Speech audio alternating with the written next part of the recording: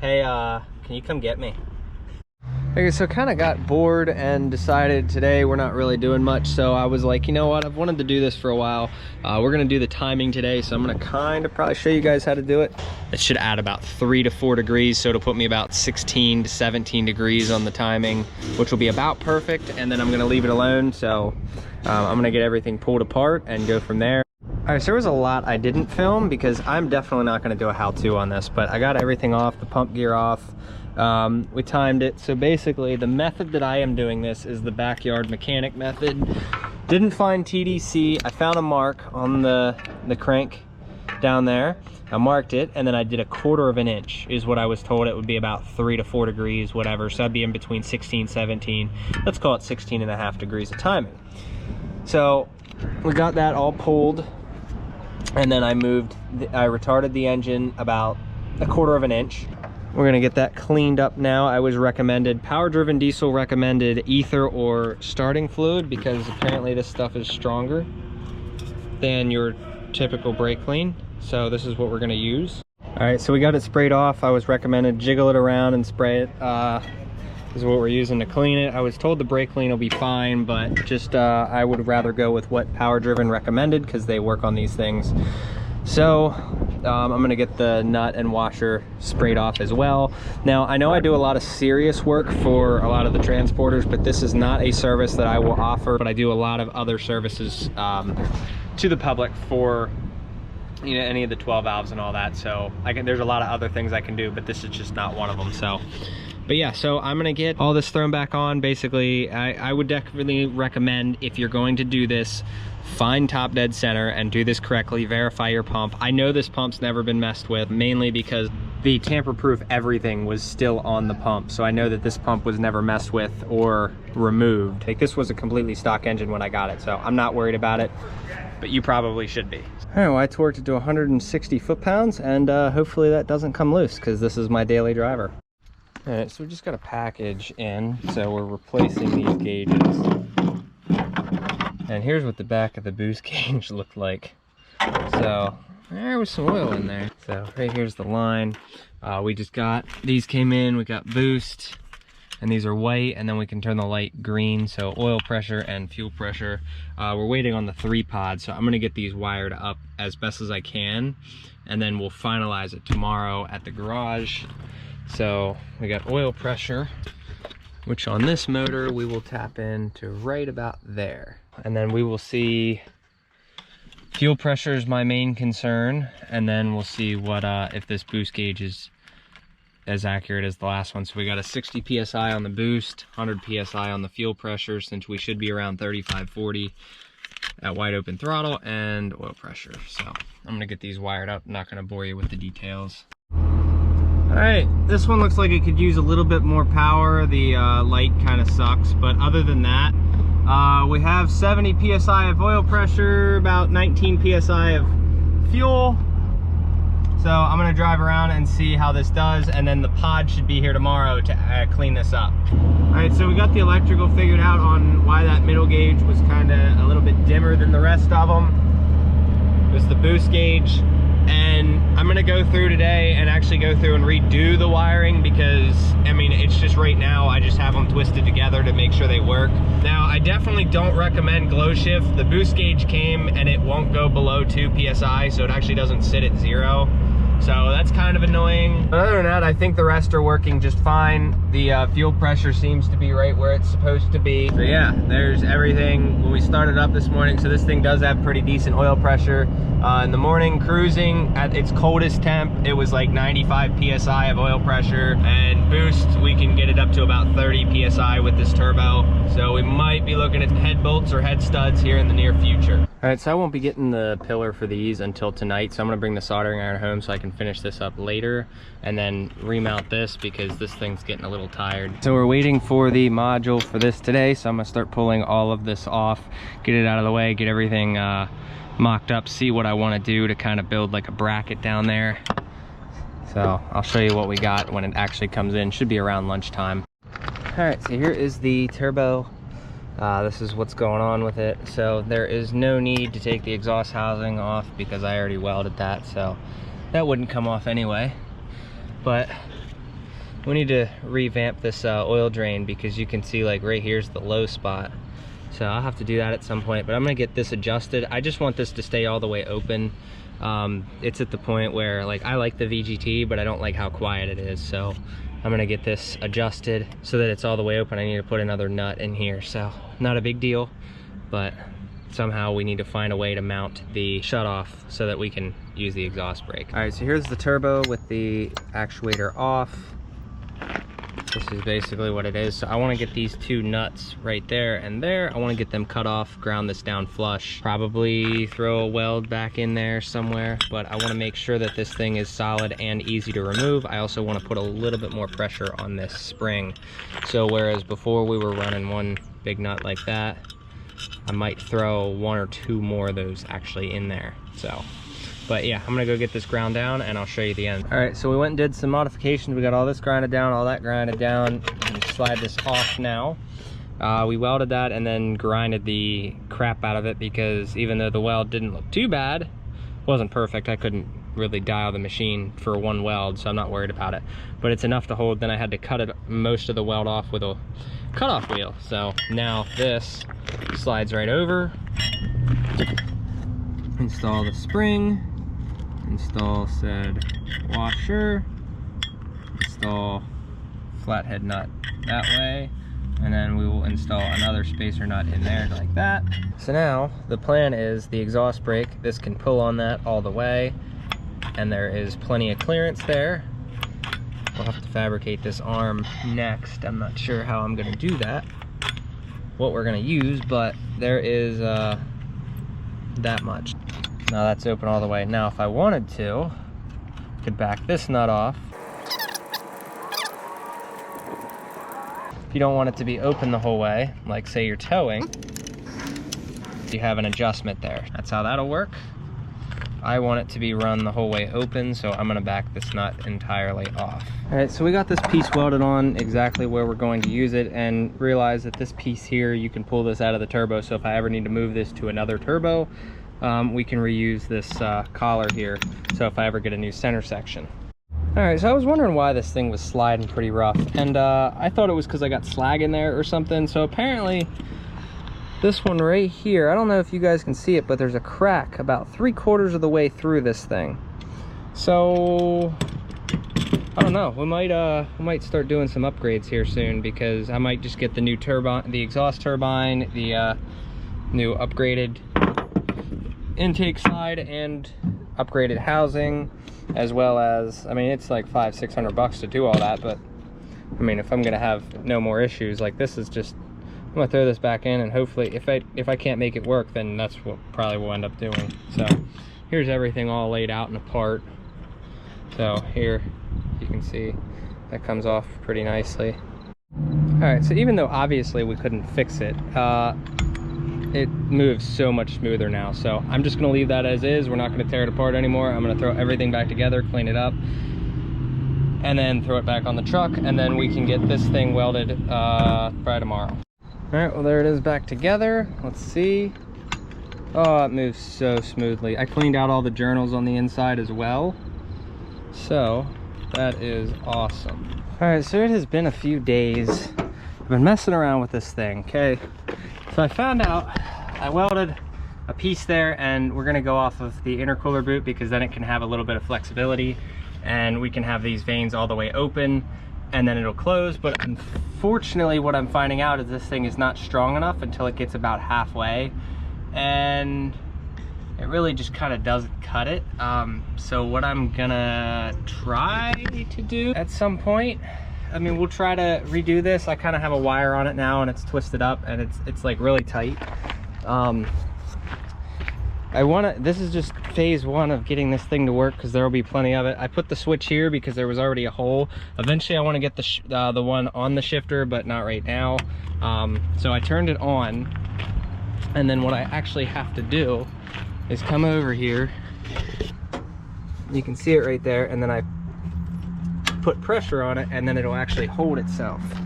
Okay, and even then it's not like fully, it's pretty close. So, and then when I want it off, turning it off is the thing that works. See, now it's off. So my thinking is that this will work fine for my morning cold starts as I want it, but I will not be able to use it, the exhaust brake function, yet. And I'm in a hurry because I'm going to Kentucky today, so I'm probably just going to be able to use this for cold starts, and that's going to be about it, or building heat in the engine. So, and I noticed this thing gets like really hot, so I don't know if that's normal either, but we have the black wire is the ground and the white wire is the positive, and then the red wire is just chilling. So this is obviously very temporary. It's just one of those, we needed to get it working, so this is step one. So the VGT function, for what it is, I can put this in the middle for towing, and then at 22 psi it'll open up, so there's not too much exhaust pressure, and it works great. EGTs aren't too bad if you tune very smart. Unfortunately in my case, I just dump all the fuel, so my EGTs get pretty hot, but I like to run the thing open because it sounds good, and it's just simplicity, and I like the sound of the exhaust as opposed to just hearing all whistle with this thing. So it evens it out very nicely. So I'm gonna get everything thrown back together, and I will show you guys what this thing sounds like.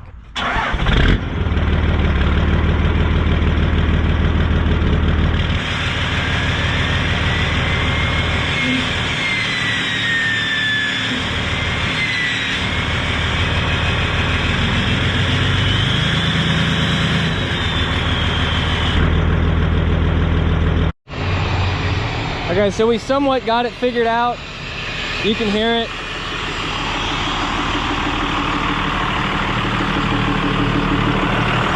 You can see it down in there. It's a little loud, but so I'm gonna call that good for a while. Obviously, I'm gonna go over and revamp it and make it better. We need to find something stronger than a shut-off solenoid. So other than that, truck's been running awesome with the timing turned up. A little bit more usable horsepower, and we got the gauges installed. So I got to figure out why the fuel pressure, it goes up, and then when we hit it, it drops down to about 10 at wide open throttle on the top end. So I feel like there's a lot more power to be made. So we're gonna start messing around with the fuel here a little bit, and hopefully we can clear some of the smoke up with more pressure, but I guess we will see. Okay, so we were about 199.2 miles in. We're getting fuel now. No issues thus far. We got the exhaust brake on, keep it kind of warm in here. It's like 59 degrees, so not too bad. All the lights work. Yeah, so like I said, we're headed to Kentucky. We got some turbo issues on the truck that we did. Not our fault, it just had some vane issues, so we're gonna go out there and take care of it. Nobody else could do it. And I've done enough of these turbos. They're kind of a pain, but yeah, so we're gonna go do that, take care of it. I might film some of it, but I'm gonna film the trip because it's like 611 miles down and then another miles back. So we have had no issues thus far, so things been running awesome. By the way, we got Liam with us. So 200 miles down, just about. So we're gonna get some food. Say hi. Hi. It's been a while since you guys saw him, so I try to put him in when I can, but he's coming with us, so. That boys, another 213 miles down on the trip. We're gonna stop, go to the bathroom, get some water, yada yada, fun. Probably the next time you see, we'll probably be working on the truck at that point. So yeah, we've made it 413 miles total today, not one issue. All right, well we made it, 173 more miles. We are here at the truck. So I'm gonna let him know we're here, and then yeah.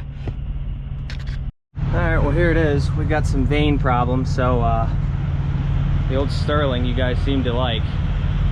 So I'm gonna get this thing pulled out. We're gonna check, make sure the vanes are good, make sure they'll move and everything, and then go from there. All right, so we're draining the coolant now into a bucket so we can reuse most of it. Just letting it do what it needs to do now. Kids over there playing.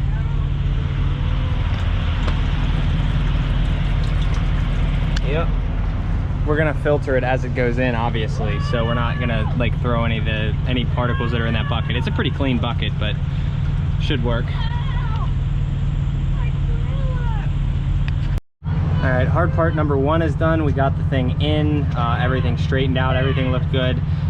So now everything's in. Now we got to do the drain, which is, in my opinion, the hardest part, getting those two 10mm bolts in there, and then the rest of it just slaps together nicely. So that's what we're working on next. All right, everything is back together. Wow, that was a pain. We just need to get some coolant for it before we do anything. So I'm gonna take that off so we remember. It's gonna go in, we're at a pilot. So everything is down, torqued, you know, all the 9 yards. We're really pushing it on the life of those washers for the coolant. So hopefully we get some new ones at some point, but for the most part, this thing should run pretty good now. All right, there he goes. So when we put it together the first time, he took it around the block, hit the exhaust brake, and it popped itself out again. So we don't know if it was a defective clamp or I don't know if the vanes are messed up or what. I've never seen them do that. I've never had one happen to me personally, and I've done a ton of these, and nobody in my area wants to work on these turbos and rebuild them. They'd rather just replace them. So I am the only one that has been offering that service. And when I threw it back together, it was almost like within 5 minutes of him driving around, and it popped itself out again. So we swapped the clamps out with the intake side, hoping that that will solve the issue, but hopefully that solves the issue. He's not gonna run the exhaust brake because he's kind of worried. I am too, but I don't know. We've been here like 8 hours doing this, so it was not easy. All right, guys, about to show you why it's important to change your differential fluid. This is the front one, and I've been ignoring it for so long.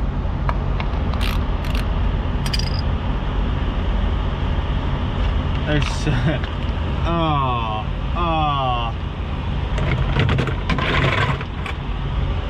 that's just bad. This whole thing's been making noise.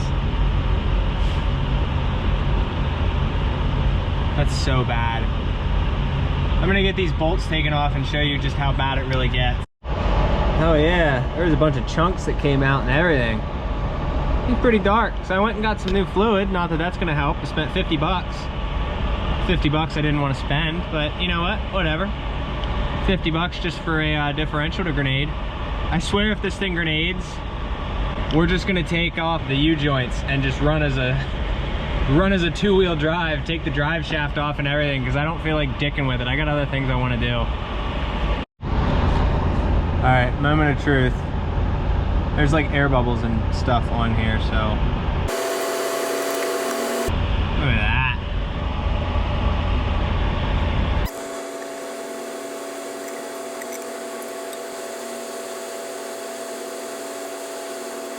All right, so they didn't have any brake cleaner, so we went and got something a little bit more extreme. This shit is smelly.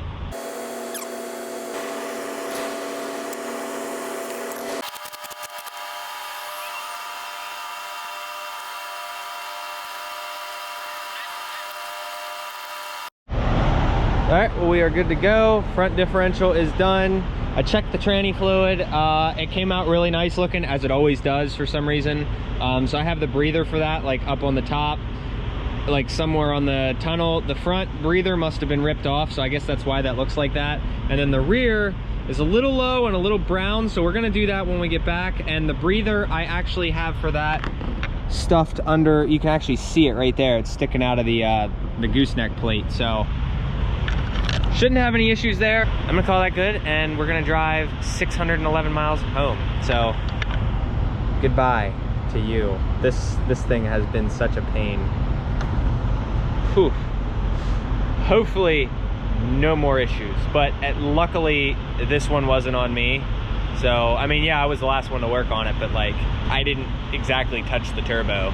So hopefully no more issues, and hopefully we will have a video for you guys on that thing hopefully in here in a couple weeks. We got to do a little bit of maintenance on it. Guys, we are trucking. It's been 100 miles today. You know, everything's been going pretty good. I mean, you know, I'll be honest, after seeing some of the comments, I really kind of thought about going and getting a new truck, and then I saw the payments and all the issues that all these guys are having with the new trucks, and it's like, so I realized why I like this truck. I've finally been able to come to a conclusion as to why, okay, like little dumb things go bad, but it's all predictable, is what I'm slowly realizing. Like, it's just dumb little things. Like right now, the EGT gauge decided to just be stupid. Is it stopping the truck from driving?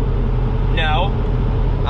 fuel pressure. Like if I give it a lot of throttle, I can drop the fuel pressure down to 0. I found a little bit of a leak on that sump. So is it stopping me from driving? No. As you guys saw last night, we did the front differential. This was my fault. I actually ripped I think the front vent off in the mud hole, and I was told that's why that ended up like that. So it's like, it's all predictable stuff. Like I haven't changed the rear differential fluid in so long, and there's so much moisture and water in it. It's like I'm waiting for that thing to grenade at any time now, and it's not. Like, and at the end of the day on this older truck, like if that rear diff ever goes, like, cause it's gone before, that's why I did the dually swap. If it ever goes, I just gotta put it in 4-wheel drive and I can still get home. And then go get an axle for what, $700-800? You know, it's all like, it's just all predictable. Nothing that really happens to the truck keeps it from driving. The engine's mechanical. Anything could really happen. Like I could blow a turbo, I could still drive. Like I could turn the AFC back and take all of the fuel out of it. It's still gonna get me home. Like on these, I'm realizing, because I'm working on a lot of the newer trucks now for a lot of other people, and it's like something fails on these newer trucks. There's so many computers, and just anytime something fails, now you gotta sit it at a dealership and they're not in a hurry to fix it. So it's like you could be out for a month at a time, or even like a computer for like $2,000 to just do simple stuff. You know, an injector goes on this, I can still drive it. It's just, I don't know. I guess at this point, I like the predictability and the fact that like if something breaks, I can still drive it. So I think that's why I kind of like this truck. You guys, here's the sump. Like it's just a little bit. It doesn't make a puddle or anything. So see this, like I'm probably just gonna end up taking that off because I've just been putting it like that, and these screws keep loosening up. So I'm gonna take this off before I leave here, and then we'll come over here.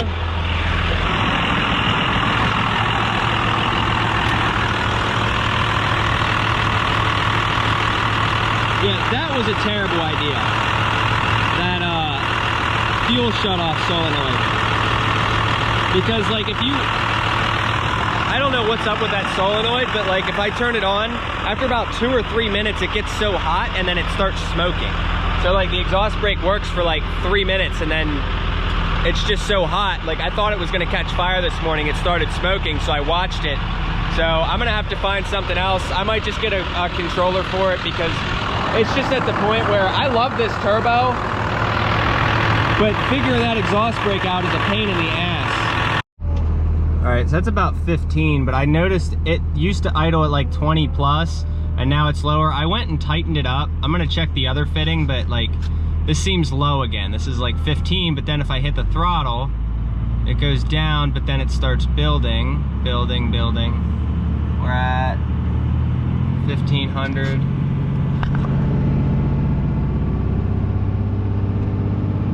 I mean, it's building. I'll look at it, but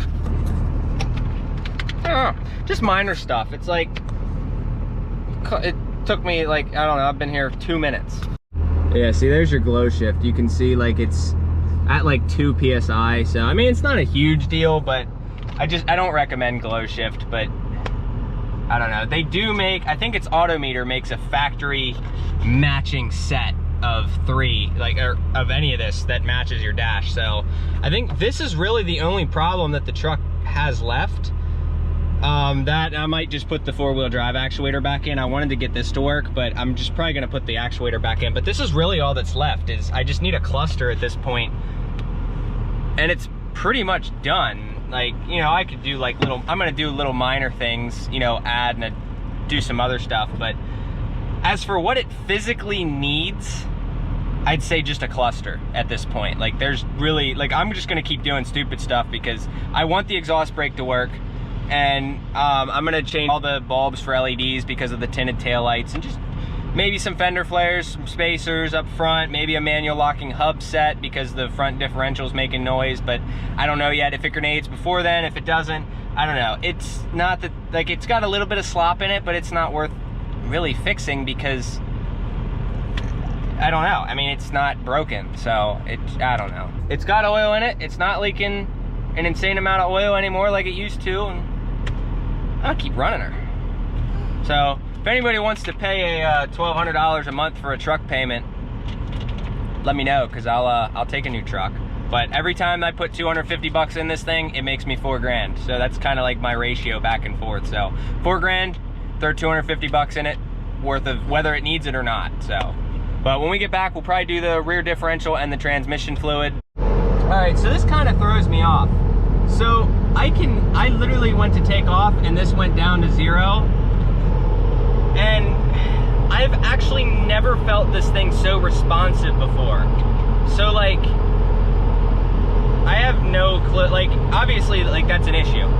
But I feel like there's more power to be, like a lot more power to be made if we can keep that fuel pressure up. Because like, I can literally right now, look at the boost gauge. I mean, it stopped at 20 there and like was smoking, but watch my fuel pressure. Like, there's definitely a lot more power to be made. I need to figure that out and see if like air's getting in or what. See, no, that's odd too. Like I can do 70, 80 miles an hour without thinking about it. I look at the speedometer and it's at 80 and I'm like, oh crap, let me slow down. Like just cruising, it's right there. But once I give it real throttle, it drains it to 0. So it's like, it wasn't doing that before. Yo, it works just fine. All I needed to do was unplug it and plug it back in. I mean, yeah, I lose the trip odometer in the runtime, but hey, it is what it is. I'm not as worried about that because it'll get reset next time I shut it off anyway. But all I had to do was turn it, or just unplug it and plug it back in. All right, so here's the old fuel filter. Kind of a little dirty, but it didn't look too bad, but I guess we'll see. Here's the fuel. It actually came out pretty clean. Ignore the oil from last night, but so here's the new one. I don't recommend these, but that's all we got. All right, so the new fuel filter's on there. Now, if you own a 12 valve, you'll probably come down here and hit your fuel pump down there. Or in my case, I have a factory fuel pump, so I'm just gonna come over here and do this and turn the key on few times. All right, I let it run a couple of times, see if it starts. All right, so it starts up and then dies.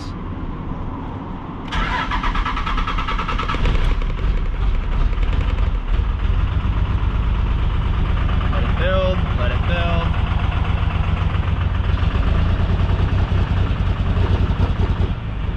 Why did you make it sound like that? Waiting on the fuel pressure to build. Oh, there we go. See, now we're getting fuel pressure. Just a little bit. Mind you, I haven't cracked any of the lines.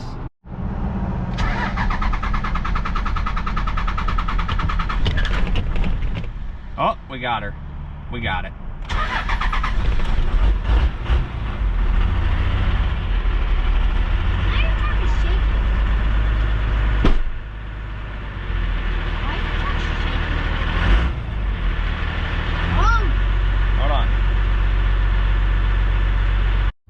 Look at that. Pressure actually, like, I mean, it's moving a little bit. So we'll see how it is when we get on the highway. This is why you do your maintenance and don't use Duralast filters, even though I just used another one. All right, even though I recommend changing your fuel filters, you know, that wasn't it. I mean, it feels a lot better, but yeah, that wasn't it. Oh man, other than that, I mean, the fuel pump's under warranty. I might just go switch the fuel pump out. I bought it in January, so it should still be under warranty. I'll just swap that out quick, and there's literally nothing else I don't think it could be, so. Good afternoon, Corporal Rogers, Carlisle Police. Let you know I'm wearing a body camera, also a camera in the police car. Sure, how you doing? You the registered owner of the vehicle? Yep. Is there a reason the tires are extending beyond the body line? The way it is right now is not legal. Yeah. You have your license and registration, sir? Yes, I do. Here's that. Let me figure out where my registration is. Yep. Right there's that. Sorry, I haven't gotten a chance to print it out. That's right. This electronic is perfectly fine. All right, yep. All right. All right. And the sit down. I'll be right back with you. All right. Look at that. Tires again. I missed my exit, so I was trying to take the exit 45 and I completely missed it. And I took 47. So I'm always, yeah. This isn't unnormal, so. All right, so a while back I got a notification about that whole license thing. So he's been in there a while, so I'm kind of like, what happened? Because I have the proof of like all the paperwork and whatnot. Remember I did a video on PennDOT trying to suspend my license. So I hope that's all taken care of, but I did pay like $700 for it, so he's been in there a while. Well, they got a second one back here. I don't know, I'm concerned. All right, Mr. Miller, in addition to the wheels, here. headlight and taillight covers are also illegal in Pennsylvania. Yeah, those aren't legal in Pennsylvania. Okay. So when you take it for inspection, it won't pass with those. Okay. You're also suspended. Your license is suspended. I remember taking care of that. No, not according to PennDOT. Because I remember I screenshotted it just to make sure that I had it, because I was concerned about that. Yeah, PennDOT's still showing you as of this moment as suspended. It was, because I remember they charged me $594. There was a, what was it? A financial responsibility restoration fee. Okay. And that was $94. And then here's the $500 one, which was civil penalty in law of financial responsibility. Mm-hmm. Yeah, there's the transaction amount and everything. So what do I, if they're saying it's still suspended, what do I? Did you pay a license restoration fee? $25. They told me there was two fees. There was $500 and a $94. No one said anything about it. Yeah, that's for the registration reinstatement and the fine, but you now have to do a license fee. I'm gonna have you park, and I'm gonna inform you, you cannot legally drive from this spot. Oh boy. What you do after that is up to you. Oh. Hey, can you come get me? No, he just gave me a thing that said, hey, this is, like, I showed him the receipts and everything, and he was like, yeah, there's a $25 fee to restore it. So he has my license. Whatever I do is on me, but he said, like, you should probably call somebody and have them come pick you up. All right, guys, so I'm gonna finish this video out here. Stay tuned for the next video, because I'm gonna give you a full explanation on actually what happened, why it happened, and there was kind of like a mix-up and everything. So I'm gonna go over all that. Just know that instead of me calling somebody, I decided to just pay for a tow truck. So that's where I'm gonna leave you guys off. Hope you guys enjoyed the video. Hope you enjoyed my weekend. See you guys in the next one. Take care. Have a good one.